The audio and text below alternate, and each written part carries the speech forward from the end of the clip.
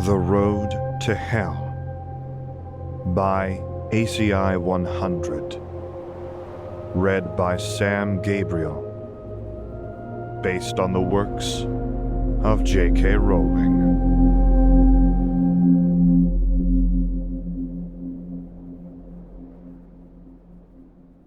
Chapter 3. Recurring Nightmares.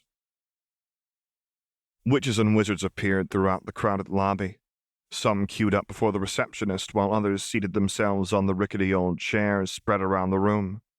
An unlucky few appeared with shouts of pain and collapsed to the floor, where they lay until someone wearing blue robes rushed in their direction.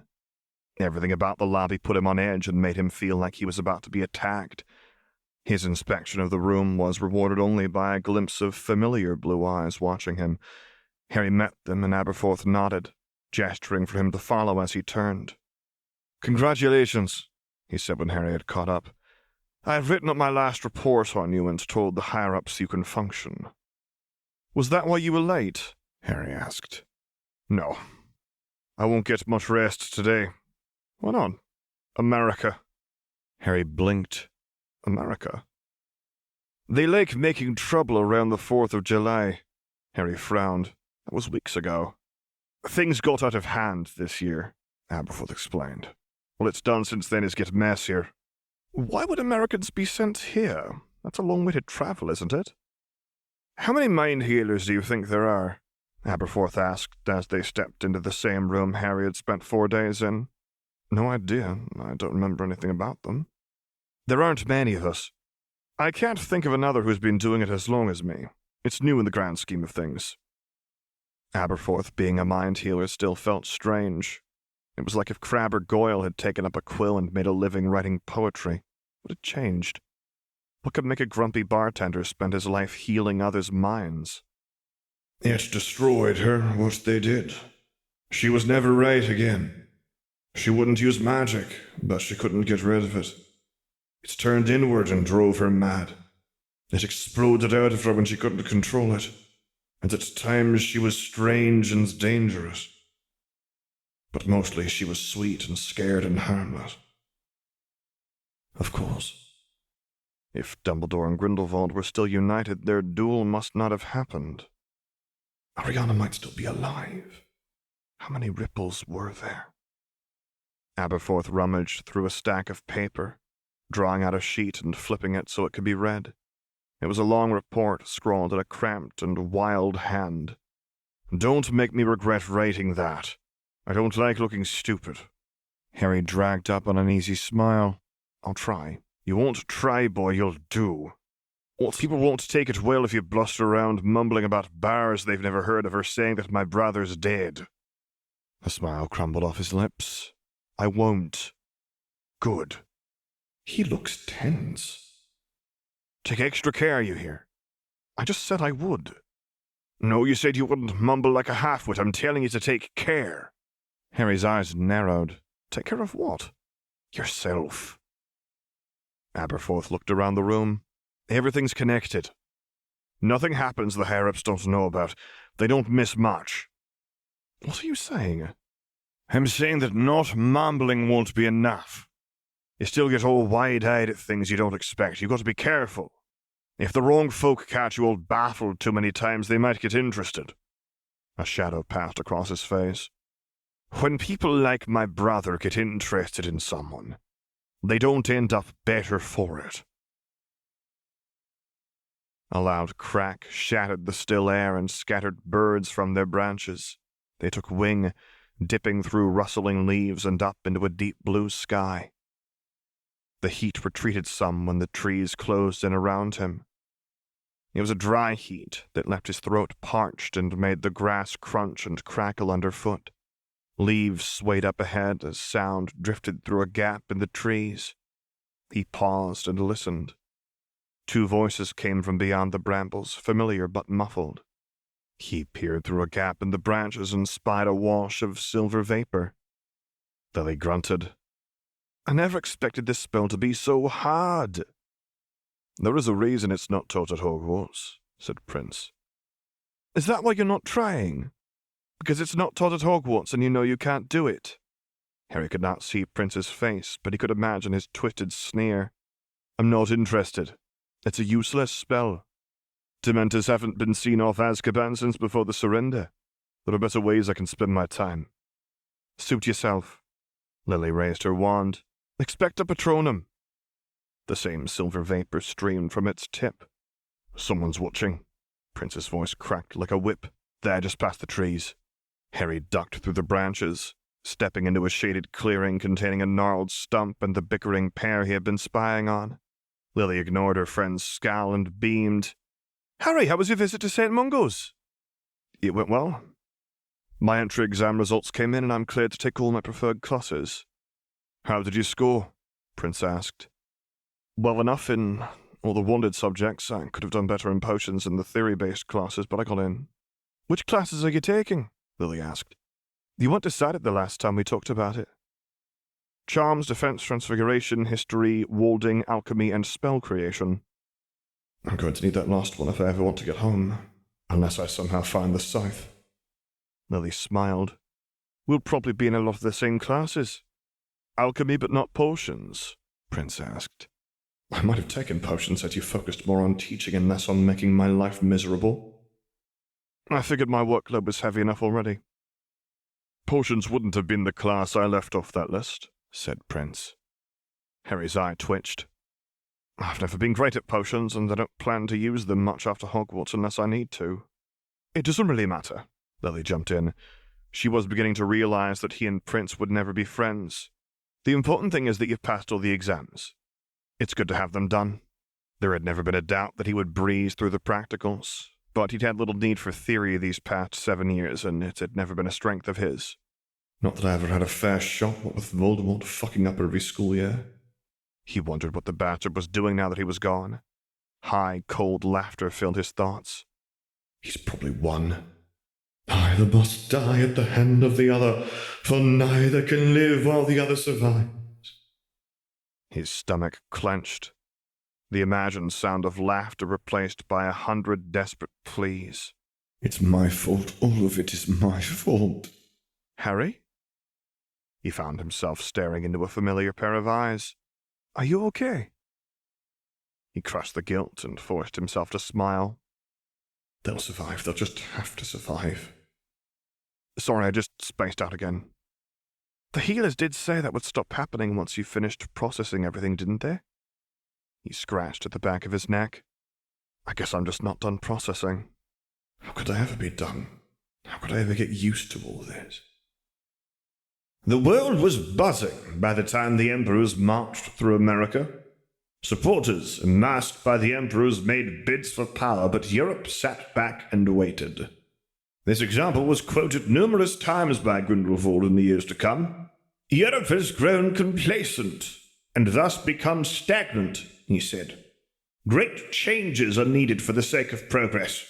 Those changes came across the ocean in 1929, when America fell on December 17th. Cities had burned and muggles had seen. The statute of secrecy was broken, and Europe could no longer sit back and watch. Harry shook his head, unable to imagine what it had been like the day the statute fell. Grindelwald was right. That same complacency had doomed Europe when Voldemort took over. The door banged open behind him. I did it! Lily cried, rushing towards him, Prince lurking just behind her. Harry looked up. Did what? I'm head girl! The Hogwarts letters just came in! Right, Hogwarts. How different was Hogwarts? Who were the professors? Had the houses changed? Houses? Oh, Merlin. The memory of a tattered old hat whispered in his ear. You could be great, you know. It's all here in your head, and Slytherin will help you on the way to greatness, no doubt about that. It was wrong. No one like Voldemort could ever be great. Did you hear me? Lily asked, waving the yellow envelope in his face. I'm head girl, Harry, head girl! Congratulations, she beamed. Does it say who the head boy is? No. Some of the excitement leaked out of her. So long as it isn't Potter, I'm not sure I could stand working with that tow rag. Streams of water rolled down the window as the train began moving. It had finally stopped raining, but he doubted that the pause would last long. The train picked up speed and squat buildings began flashing past the rain-soaked glass. I'm not sure what feels weirder, being back on the train or sitting across from teenaged Snape. Prince had his face buried in a book. Long, dark hair tumbled past his eyes as his hooked nose hovered just inches from the page. I definitely know which feels more awkward. Lily was usually their buffer, but she was leading the prefect's meeting in a different compartment. Something flapped around inside his stomach. My dad's probably in that compartment too. Sirius is on the train, so is Remus. The compartment door slid open and 3 boys stepped inside. He recognized the one in front, and seeing him again set his blood to boil. "New friend, Severus?" asked Walden McNair, Buckbeak's would-be executioner. Prince looked up from his book. "More lilies than mine." "Another one from the Haven?" one of the boys behind McNair asked. "A half-blood," Prince said. The final boy scowled. "He looks like Potter's doppelganger." "He is right here, you know." Harry had grown tired of them conversing like he was absent. It reminded him of Vernon and Petunia. All 3 of Prince's friends stared at him. "Is this some kind of trick?" McNair asked. Prince yawned. "I don't doubt that Potter would pull something like ambushing me with a doppelganger, but I've seen him all summer and it's no glamour." Harry's patience waned. "Can you lot clear out to stop pretending I'm not here?" The boys exchanged looks. "Sorry," said the second. "It would be like Potter to sneak some look-alike into a compartment with Severus." The boy stepped forward and offered up his hand. "Marcus Avery." A sudden chill came over Harry, the chill of ice so cold it burned. Death Eater. "Harry Calloway." "Let's leave Calloway to his musings," said Avery, stepping back towards the door. "You coming, Severus?" Prince hesitated, but he set his book aside and followed the others from the room. Squat buildings gave way to sprawling fields as the train left London and rocketed through the English countryside. Autumn leaves covered sodden grass, a wash of orange against a bleak backdrop of rain that had renewed its pounding. The trolley came and went, but Harry bought nothing. There was no trust fund here, no vault of his filled with heaping piles of gold and silver. The sound of laughter drifted under the compartment's door a few hours after lunch, preceding the return of Lily. She was joined by 2 girls he had never seen before. No, not never. He recognized the tallest of the 3. With her black hair and brown eyes, he had seen her once, staring out from a photograph of Moody's. "How was your day been?" Lily asked him once she had recovered from her laughter. He put down his book. "Quiet. I've mostly just been reading. I hope you don't mind if the rest of it is a little louder. I was getting a bit bored anyway." He had never been able to sit and read for hours like Hermione or Lily. "These are my friends Mary and Marlene. It's nice meeting you." Marlene offered her hand whilst the small brunette held back. "How was the meeting?" he asked once everyone was settled. Lily's smile vanished. "It was going just fine until the head prat showed up." "So Potter got the head boy badge?" His surname tasted foreign on his tongue. "I don't know what anyone's thinking giving it to him," Lily seethed. "He spent the last 6 years being a no-good bully, and now they're making him head boy." Mary chewed her lip. "He wasn't as bad last year." "He wasn't as bad for the second half, but only after he got caught doing something awful," Lily snapped. Luring Prince into the Shrieking Shack, probably. Served the traitor right. "What did he do?" "I have no idea, but it was bad. Potter and his friends looked down for days. I just know it involved Sev somehow, but he said he'd promised the headmaster not to say." "Maybe it made him grow a bit," Mary suggested. "Maybe it was a reality check." Lily huffed. "I'm not sure if Potter's sufficiently in touch with reality to have it checked." Footsteps came from outside and the door slid open yet again.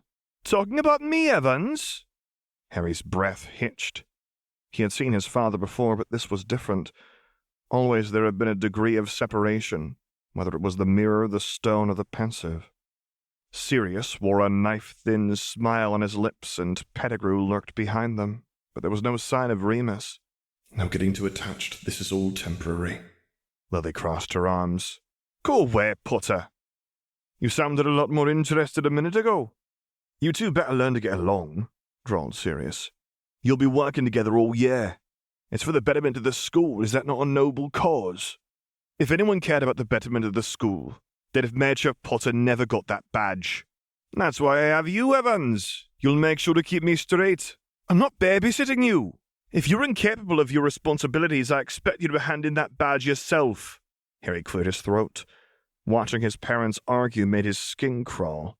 All eyes swiveled towards him. I don't... Merlin saggy tits. Language, Black, Lily snapped. James had noticed too.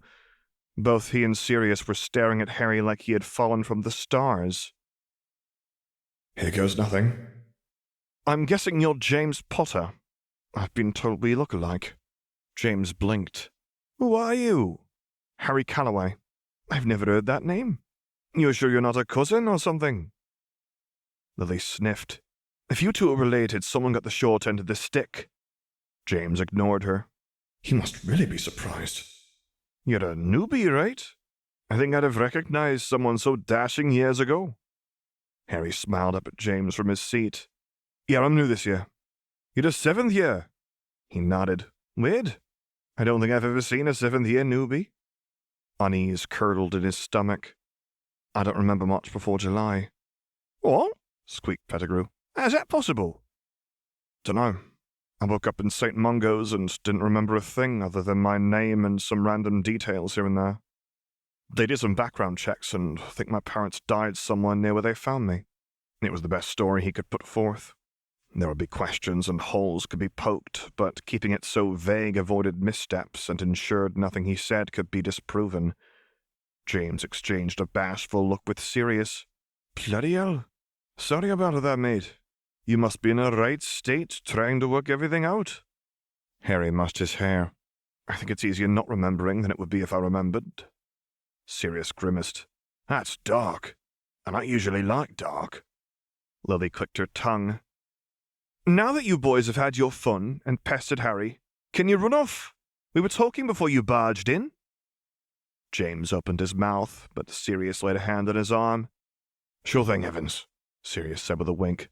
Nice meeting you, Calloway. Harry's eyes were tingling as the compartment door slid shut. No getting too attached. 1,000 candles glowed beneath a ceiling wrought with churning clouds. Sheets of rain fell, but never reached the 4 long tables or the golden plates.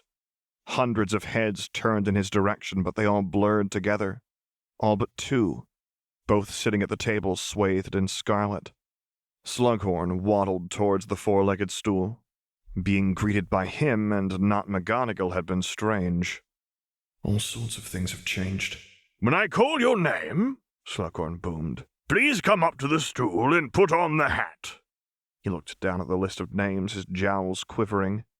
Appleby, Jonathan. A scrawny, red-haired boy scrambled forward. Ravenclaw! Harry let the names bleed together and studied each house table. The absence of Weasley red hair felt wrong. Lucius Malfoy must have already graduated. His blonde locks were missing from the Slytherin table. Some faces were familiar. There was a Hufflepuff girl who looked like Hannah Abbott, and at the Ravenclaw table he thought he spotted both Xenophilius Lovegood and a young Gilderoy Lockhart. Calloway Harry! The hat was still too large, but this time it only half covered his eyes. Interesting, it said inside his head. Very interesting. Harry was struck by déjà vu. Yes, it's as strange for me as it is for you. Ice dripped through his veins. They're just memories? Oh, yes. I see that. But they're no fakes. You can't fool me, Mr. Potter. His heart raced. I guess you wouldn't be so useful if you couldn't tell which memories happened and which were just dreams. No, that would be quite the mess. Don't worry, your secret's safe with me. I believe in choices. Choices? What do choices have to do with anything? Choices are everything. And I think yours will be important soon enough. Not to you, they won't. I'm leaving once I find out how. I fear that day may never come. I'll work it out. Do not hinge your hopes on that. He smothered the pit of feeling in his stomach. This hat would not get to him, not like it had back when he was a boy. So if you believe in choices, will you let me pick Gryffindor again? You would still do well in Slytherin, but the choice is clearer now than it was when you were a boy. That felt like a lie. Surprised? The hat chuckled. How many of your choices have been to further yourself or your ambition? Harry had no answer. That's what I thought. Actions versus intentions, Mr. Potter. Sometimes they must be judged separately. He considered that. I hope you'll find answers on your path. A path beginning in Gryffindor! Good job, Harry! Lily squealed when he sat down.